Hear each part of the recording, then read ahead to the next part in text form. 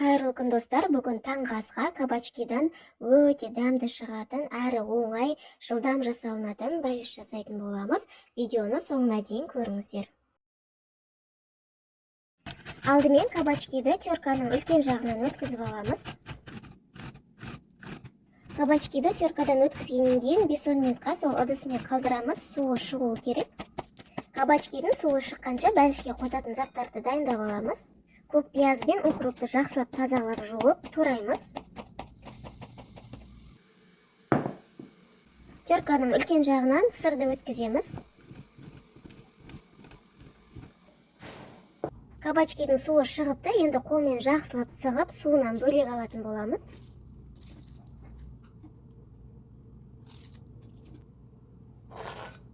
Кабачкидің үстіне тураған көк пиязымызды, укропты және сырды саламыз. Бір жұмыртқаны жарып саламыз. Және де татымына қарай кішкене тұз және қара бұрыш саламыз. Ас қасықпен 2,5 қасықтай ұн салып, және де жарты шай қасық разрыхлитель салып, барлығын жақсылап араластырамыз. Қолмен де жақсылап араластырып жібереміз. Менде қолын жұмыртқасы болған соң, түсі осындай сап-сары болып тұр. Форманы теріс қаратып, үстіне пергамент қағазын төсеп, кабачкиларды 4 жерге салып шығамыз. Кабачкиларды үстіне қасықпен басып, осылай домалақ етіп, жайып шығамыз. Пешті алдын ала қыздырып, 180 градуста 20-25 минутта біздің кабачкиларымыз сарғайғанша пісіріп алатын боламыз. Кабачки пісіп шыққанша бәлішке жағып жейтін өте дәмді соусын дайындай береміз. Ыдысқа 1,5 қасықтай қаймақ салып, оның үстіне кішкене укроп саламыз. Одан кейін жарты чеснокты майдалап турап саламыз.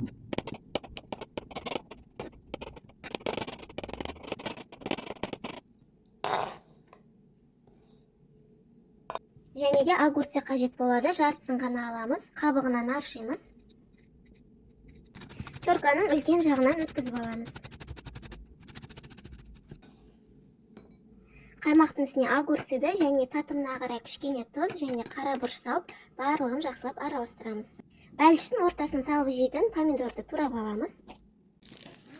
Кабачкиларымыз пісіп шықты, осылай сап-сары әдем болып пісіп шығу керек.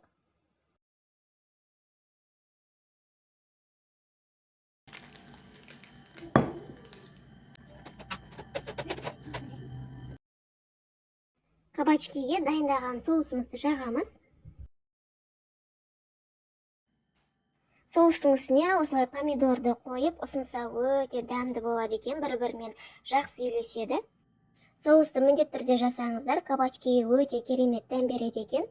Міндетті түрде жасап көріңіздер, жасалу жолы өте оңай әрі жылдам. Видеом сіздерге ұнаса, лайк басып, арнама тіркелуді ұмытпаңыздар. Назарларыңызға рахмет.